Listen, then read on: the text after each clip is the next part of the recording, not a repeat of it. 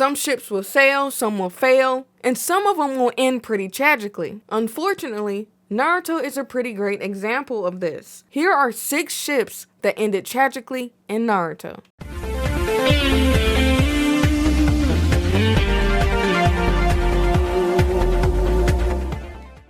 First and foremost, thank you to everyone that's tuning in right now. Welcome if you're new, and welcome back if you're returning. Here at Anime and Beyond, we try and get into everything and anything. With that being said, let's get into our first tragic ship, Minato and Kushina. Now, y'all, I have 3 favorite ships. Minato and Kushina, Shikamaru and Temari, and Sakura and Naruto in that order. The thing about Minato and Kushina, not only were they a wonderful ship and probably a fan favorite, but they went out tragically, basically sacrificing their lives for their baby. I mean, the fact that they will never see their child grow up is very sad, and I think that's one of the things that makes this ship very tragic. Another thing that makes this pretty tragic is the person who caused this is someone that they knew. And if there's one character I actually dislike in Naruto, it would definitely be this character that caused all this mess, Obito Uchiha. And the fact that Sakura gets so much crap instead of Obito when he single-handedly destroyed the lives of so many people during this Nine Tails attack that he caused is really strange to me. But anyway, that's another video for a different time. Second, let's get into Dawn and Tsunade. It came to an end when Dawn received some fatal injuries after a mission and he wasn't able to pull through. We have 2 things that are really tragic about this ship. One,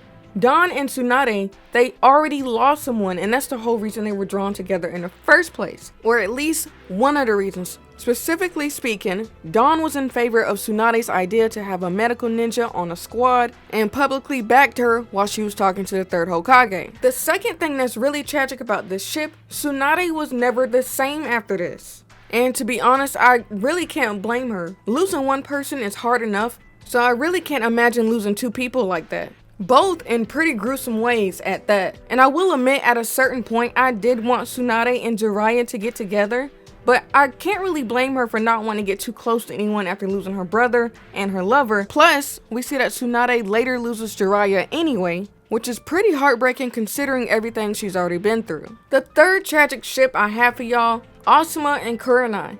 Similar to Tsunade, Kurenai lost Asuma on a mission, and that's basically how their relationship came to an end. Asuma essentially crossed paths with the Akatsuki members and didn't make it back. I think what made this ship really hit in the feels is the fact that we knew Kurenai was pregnant and she was waiting on him to return. Something else that was pretty devastating is seeing the look on Shikamaru, Ino, and Choji's face when they realized that Asuma wouldn't be coming back and that there was literally nothing they could do. This moment actually made me cry, and it's so sad to know that Asuma will not get the luxury of seeing his child grow up. Moving on, let's get into our 4th couple, Itachi Uchiha and Izumi. So not only do we have tragic events that surrounds the Uchiha clan overall, especially considering that they're borderline extinct, but one of the more tragic things about the Uchiha clan is that it was done by one of their own. Well, 2 of their own. And this is what basically ties in with the end of Itachi and Izumi's relationship. Itachi Uchiha was forced to make a tragic choice between the village or his people, and he chose his village. Now, some people may disagree, but I think what makes this ship so tragic and so devastating is the fact that Itachi was able to have a relationship with her, but in a genjutsu, and he wasn't really able to see that through and have a future of his own. I mean, this is at least what went down in Itachi's book. So if y'all want more information on that or haven't checked that out yet, definitely check that out. I just find it overall sad how Itachi really took on a lot that most people wouldn't be able to bear. In one night, he lost most of his clan, his parents, his love interest, his reputation behind this, and he lost the relationship he had with his younger surviving brother, Sasuke Uchiha. Next, let's get into our 5th ship, Kaguya and Tenji. Now, initially, I wasn't really sure about adding this one, but since betrayal was involved, I kind of think it qualifies as a relationship having a devastating or tragic end. In a nutshell, Kaguya had to get rid of Tenji, which is weird because they both wanted peace, but they clearly had different methods for going about that peace. One could argue that Kaguya never would have been in this situation to begin with if she just followed through with her mission she was sent to Earth to complete. She was meant to be a sacrifice for her people and her clan's people, but I can't really blame her for not wanting to participate in that. No one wants to be a sacrifice. Also, it's clear she really didn't want to have to take out Tenji, but she was kind of forced to defend herself, and she was pregnant at the time. So not only did she have to off her lover, but she did it while pregnant. And I'd say that's pretty sad. Lastly, we have Yahiko and Konan. And I wouldn't say it was one of my favorite ships, but it's definitely a ship I liked a lot. Anyway, there's quite a few things that makes this ship pretty tragic overall.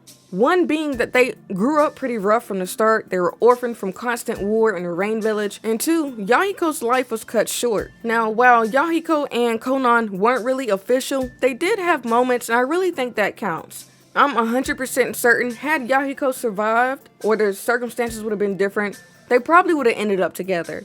But Yahiko had to make a tough choice, and he basically pulled a Rin to save his friends, to save his comrades. For Kohan to witness something and probably feel guilt is pretty sad and devastating, especially considering everything that they already been through. They're too familiar with loss, and that's pretty messed up if you think about it. But anyway, guys, that's all I have for y'all today. Y'all let me know what y'all thought about this list. Is there a couple you would have added on the list? And also let me know what y'all thought about the video down below. Thank y'all for your constant support and subscriptions. I greatly appreciate it. As always, thank y'all for tuning in. Sierra Nova is out.